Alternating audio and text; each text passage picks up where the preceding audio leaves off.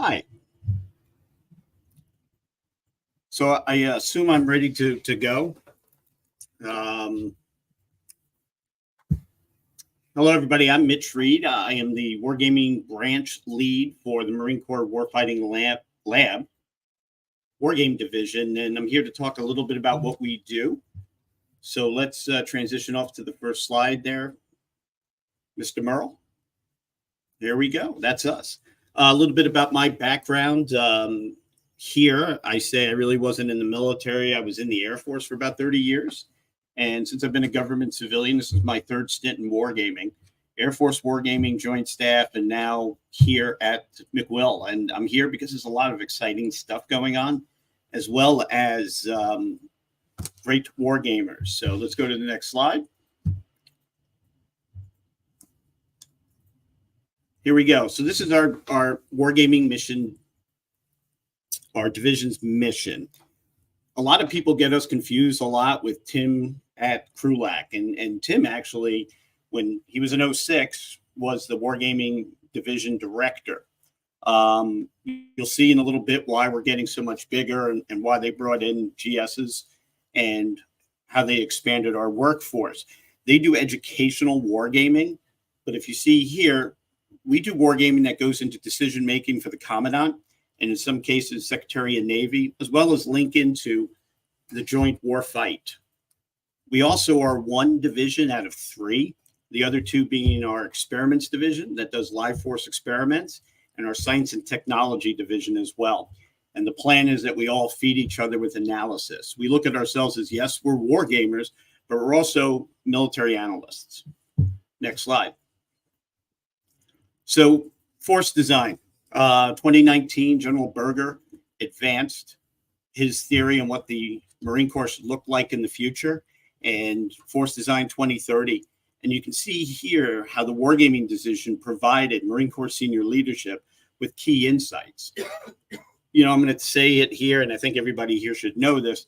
All war games are bad, some are useful. And in many cases, a war game really just tells you what you need to do next, or what maybe you don't need to concentrate on in the future.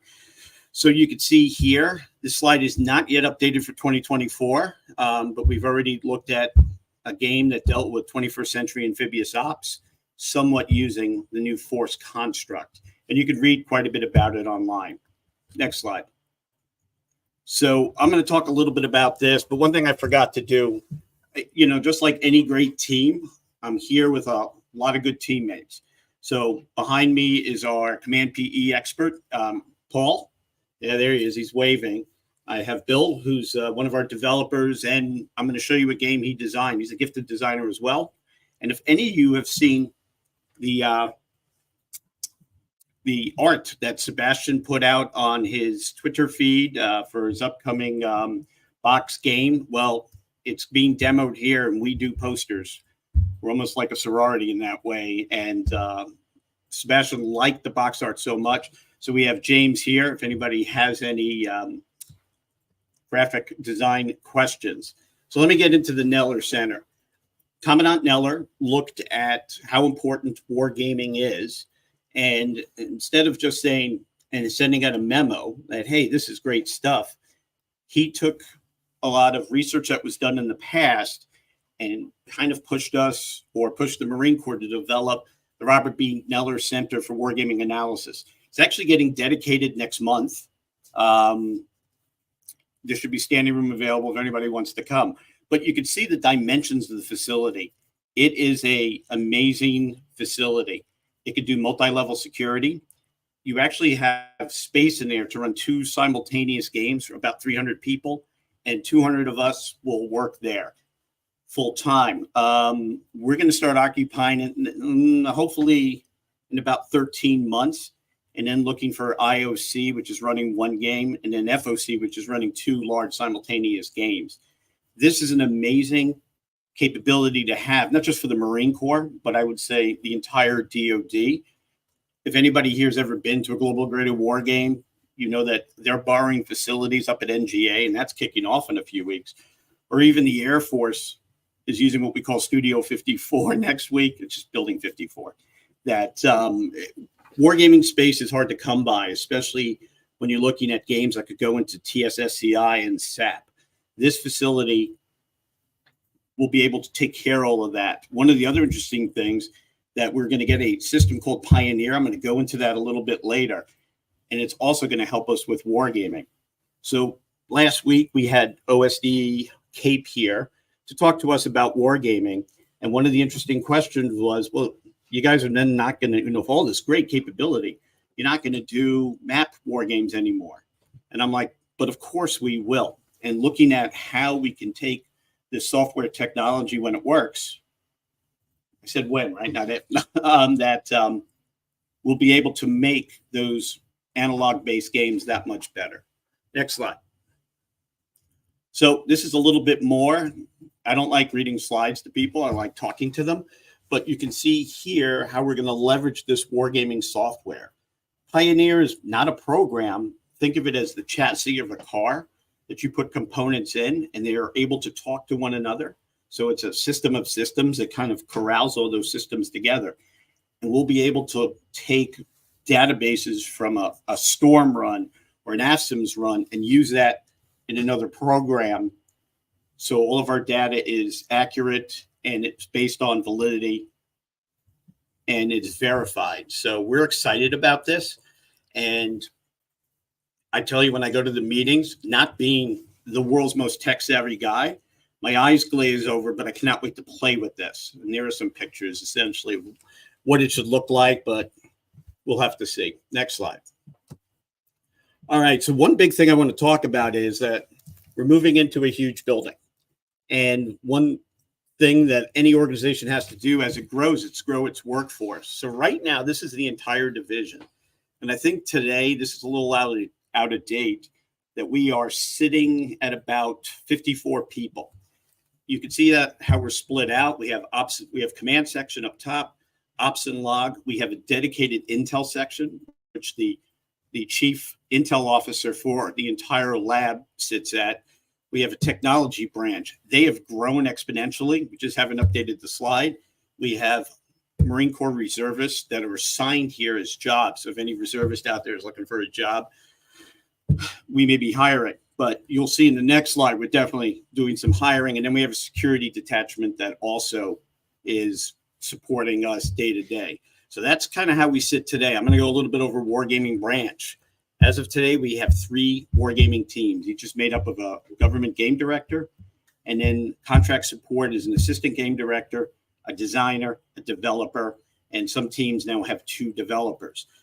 To the right, we have our data collection team and our wargame support team, which is graphics.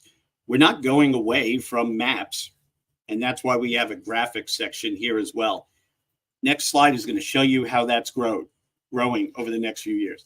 So here we are at FOC. When is that? Well, they say 2028, 2029. And a lot of folks are saying, when are you going to retire again? As soon as we hit FOC, I'm a war gamer and I roll a D12. And that's how many months to the day I will definitely retire. But you can see here how we're growing. We're going to go to 5 war game teams, 1 headed up by a military member, because I think that's important. In order to kind of get wargaming more widely accepted across the Marine Corps and the DoD, you need practitioners that know and understand and how to run war games.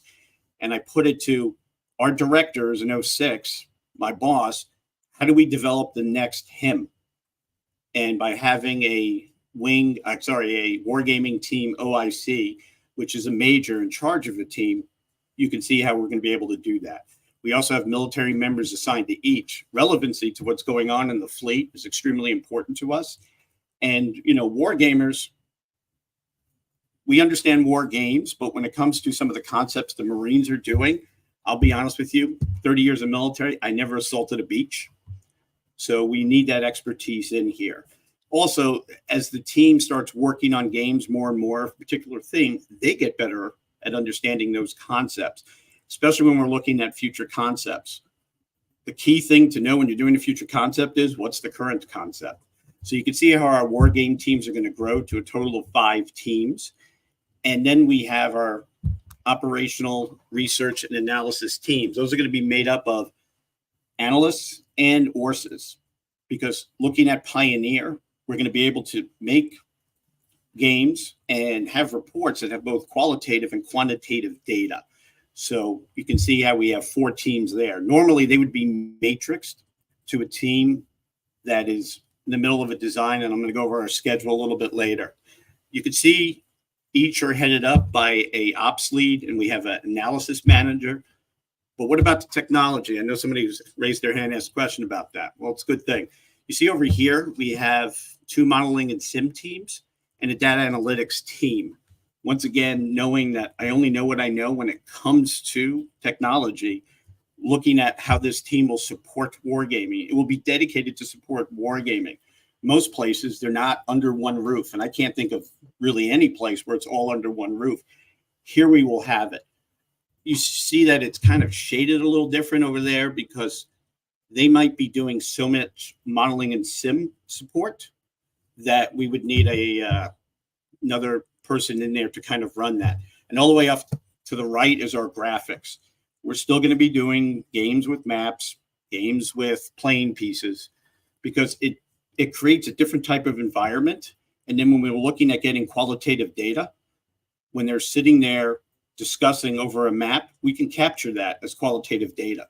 If they're sitting in front of a computer, they enter it in. We don't know what went behind that decision making.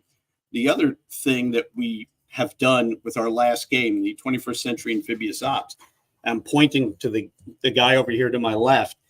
We looked at how do you load ships for these missions, and we created miniature models that fit the counters. If it didn't fit in the counter, it couldn't fit, and that means that you wouldn't be able to put it on that wave heading to the beach. So if it doesn't fit, you must acquit. So you can see how we're growing. Today we're at 26. We have to go to 84 in the next 3 years. So a lot of folks ask, are you guys hiring? The answer is yes, of course we are. And contact us. Next slide. So let's look at that schedule. This is kind of our schedule as we sit right now. What do we do here? You see that the 21st Century Amphibious Ops game we ran in March. We're getting ready to run a game for Mar4 URAF, EW24, which is going to take place in the European theater. Then we have a tactical logistics war game, and then a game for the 3rd Marine Division. We may have a distributed aviation game. And then you see in December, why is that a Navy symbol? The Naval Services game, which is a Title 10 game. 1 year, Marine Corps does it. The other year, Naval War College hosts and sponsors that game. You can see here on supporting, the thing I like to do the most, especially when I was with Air Force Wargaming, is going to everybody else's.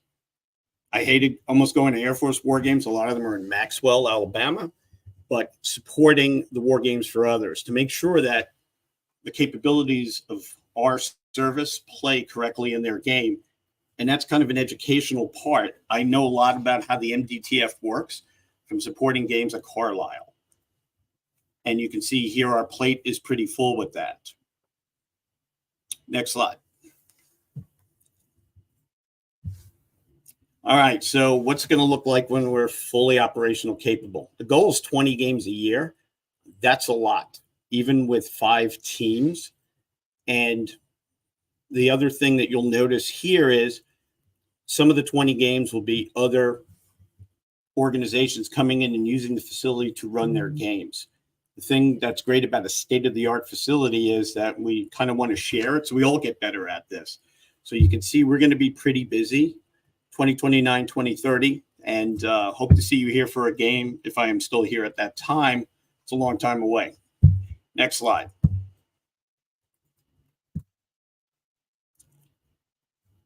Okay. So one of the things that we did here and is to look at our internal processes. Am I a fan of everything written down? People are going to say, I looked at your bio, you were in SAC when you first came in, so you like checklists. I do and I don't. I think that you need to have a understanding of a process to know when you've deviated from it so you can fix your process. Also, it sets expectations between us and the sponsor. We don't do games for the sake of doing games. We have to have a sponsor that's motivated for us to do the game. Because as I said, we don't have the expertise and all the various capabilities of the Marine Corps in-house. So we need an active sponsor. And this kind of level sets what we're doing, what the sponsor's doing, all the way to game execution, and then issuing of the final report. So we looked at processes from all over, looked to see what needed to be changed, and then tailor it to what we do here. And it's actually a very long slide brief. And I sent this off to Matt Caffrey, and he liked it. He wants to put it in his next book. And I'm like, you just have to quote the author for this, which is the entire team, not me, actually. So I'm excited about us following this. And it seems so far to be working pretty well. Next slide. Here's how that looks as far as timeline. You can see that we are looking usually about 6 months to execute a game. This is not from initial tasking as much as it's from when we start with the initial kickoff conference, which is the CDC. Once we get that, we have a series of IPCs, we have weekly groups, then we have rehearsal, then into execution, and then within 3 months, we issue a final report. A lot of other organizations, like the Air Force, they do one a year, and they alternate between their global engagement and their Title 10 Futures game as well. Ours, we're not really like that because we are looking for sponsors from all over the service. So we're a little different. Army Futures runs 4 FSPs a year, future studies programs. So every organization is looking at demand signal, seeing what resources they have, and they're able to go and execute. Next slide. So wargaming tools. This is one of the things that I'm most interested in because I like war games. A lot of people know of the operational war game system. Well, we're familiar with it because it was created by Tim Barrick when he was a director here. It was kind of designed more for educational type gaming, or at least that's the form it took. They did use it for Title 10 gaming. The Army uses it for Title 10 gaming. When I got here, we haven't used it in a while, and we're actually using it in our EW24 game to look at the operational context of that problem set. One of the interesting things about OWS, some of us already know, it's getting digitized via Digicat. And people are going to ask, well, does that make playing it get any easier? Sadly, it doesn't. It is a very complex game to play because it does certain things really well. And somebody said before this, you know, it's like any tool. When you need that tool, it's a good tool. Next slide. So Command Professional Edition. When I first came here, people looked, found other times I've spoken at events online. I think it was at a Connections online a couple of years ago where I said bad things about Command PE. And what I really said, if anybody was to go back and look, is nobody seems to use it the same way. So it's hard to get a gauge of it. But that man sitting behind me has the second most hours ever on Command PE. So how many hours do you have there, Paul? Just north of 11,000. 11,000 hours. I've never done anything for 11,000 hours in my life other than sleeping. So not in a row, right, Paul? No. No, so we didn't do it in a row, so that's awesome. But if anybody knows Command PE, it does give a great graphical representation. They're expanding the game for multiplayer and land pretty soon, which we're going to be very interested in. But here you're looking at a fight in the Indo-PACOM AOR, and especially with a war game, when you have to sequence a turn between two sides that did it in the blind, Command PE works really well for that. And Command PE can also be ported to be played on Zipper or at the TSSCI level. And we're looking to experiment with that with our third MARDIV in October. So if anybody has any questions on this, I have the expert right behind me. Next slide. So I know I'm wrapping up early. I said, hey, this is only going to be about 20 minutes. Here's a little sneak peek. This is unofficial, but we are looking to change our logo. And if anybody has any thoughts on it, thank you for helping us with market research. So this is what we want our future to look like. And I think for a new organization growing, that we need a futuristic looking logo. And a lot of people just like the Sea Dragon. That's great. And yes, that Trident W for Wargaming. So hopefully folks like it. Next slide. All right, this is how you reach us. Colonel Scheffler is leaving this summer. But I should still be here for a while, and Major Preston as well. So we're not all that hard to find. Let's talk about another game that we designed and developed here. And actually, that person's in the room. If you can go to the next slide deck, sir. Yep, we don't want to see that. And actually, just start up here with slide 1. So this is a game that looks in very, I would say, granular detail, the fight of an infantry battalion in combat against a red force. I looked at the game. I remember the first time, and I'm like, and I didn't say this to the guy, but I'm like, it's pretty genius, but he's right here. So I guess the secret's out of the bag. These are pictures from Modern Day Marine, where we demoed the game, and we hope to get it to Modern Day Marine by next week. But looking at the kind of games we look at in design, they're all over the place because I think the demand's all over the place. This game is tactical. Sometimes we need operational look. Sometimes we need a little bit of both. Our game designers actually design games, and not every game is bespoke. We've used this game multiple times in different events and different venues because it's a good system. Once we kind of have a system that works, we catalog it, we write the rules. All the pieces here are made in-house, same with the maps. And we have it in case we have to use it again. So our toolkit is growing. And I get this question all the time. Do your designers and developers really do that? They just run the same old game? No, they really design and develop games here. And the ones that are good, we catalog, we hope to use again. Obviously, with computer-aided games like Command PE, it's modular, but we don't need to redesign that. And you can scroll through some of the slides here. Actually, I can do that. To kind of see, this is where you're planning, and you can see there's a screen there. So the enemy can't see what you're doing. That's kind of important. And then the game is played out. I've seen it played. I want to sit down and play it with Bill one day. But hopefully we'll be able to do that soon, because looking at the rules, and I read a lot of rules, it's a tight game. And it is not available for sale at this time. So I told you guys I would get to at least 25 minutes, but I'm going to open it up for questions. If not, this is how you can find us. And we're always here, and look forward to hearing from people out in the future if they have any follow-on questions. So I'm going to hit my producer. All right. Dragoon Commanders. That Brant with 20 games a year. Oh, wait. Where did that go? Because it popped in. All right. There we go. What was the question? How much new development do you need per game, or do several have the same basic processes? Well, I'm going to give you the fighter pilot answer. It depends. Almost every game that you look at, because we rarely run the same game on the same set of assumptions twice, that our game designers and developers have to look to see what we need to change in the game. Sometimes we run the same game, same scenario like any other place that's looking at different things like, well, we need to do this for our long-range strikes. We need to do this for C2 ISRT. We need to do this for logistics. So we can run the game multiple iterations, looking at different things. So our game designers, first and foremost, and I think that's one of their harder jobs, is to work with the developers to figure out what game system is actually going to work for this game to answer the research questions of the game. We don't play the game and see what we have. We do have that data cap analyst team. We do develop a research plan, a DCMP, data capture management plan. This is the objectives of the game. This is the purpose of the game.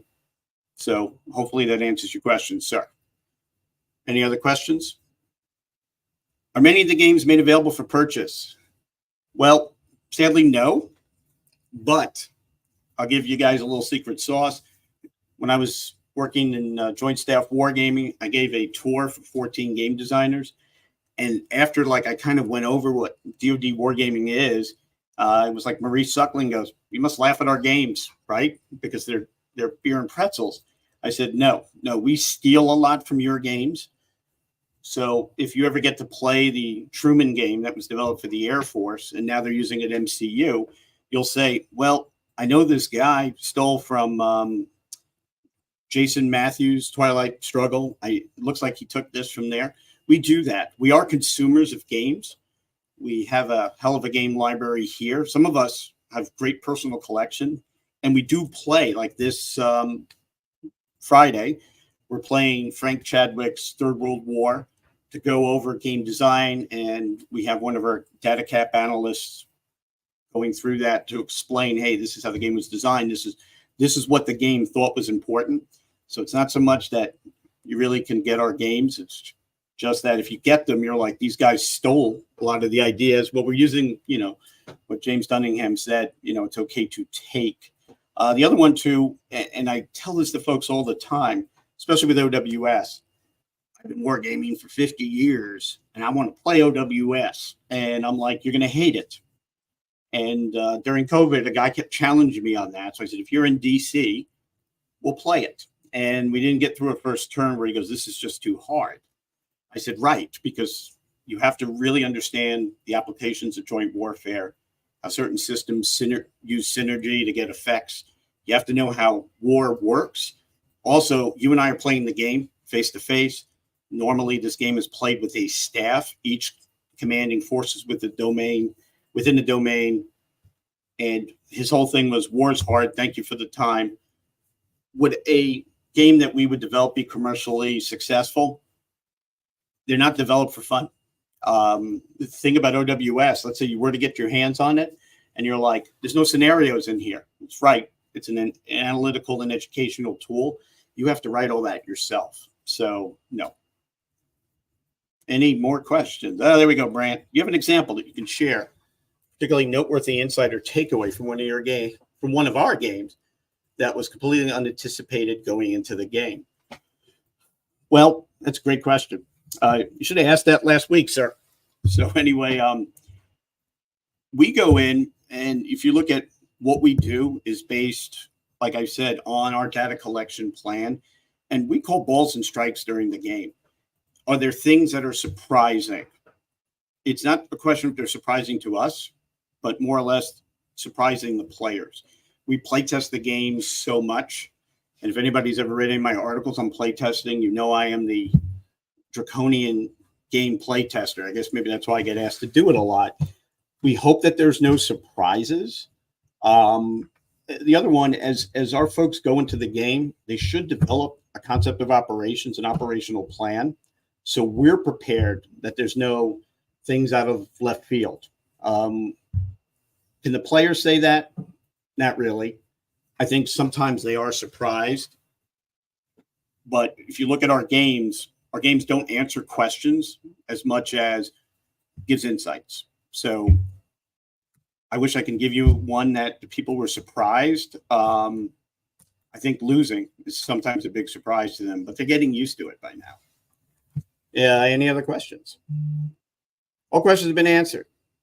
Well, I think we're coming up on a half hour, but hopefully I want to thank everybody for being here. You'll probably end up seeing this on YouTube, and keep your eye out to see, once again, if you like the logo, tell us. And hopefully, we go to connections a lot, and you'll be seeing a lot, especially with our news center in the news. So hopefully one day that you'll hear about us again. And if you're thinking, hey, I think I have the chops to go work in a place like this, contact me. And I can't hire anybody, but I can tell you where to go apply. And if anybody has any questions about the battalion game or Command PE, I have the experts in the room, because everybody knows I'm not. But if not, I'll thank you guys and we'll sign off.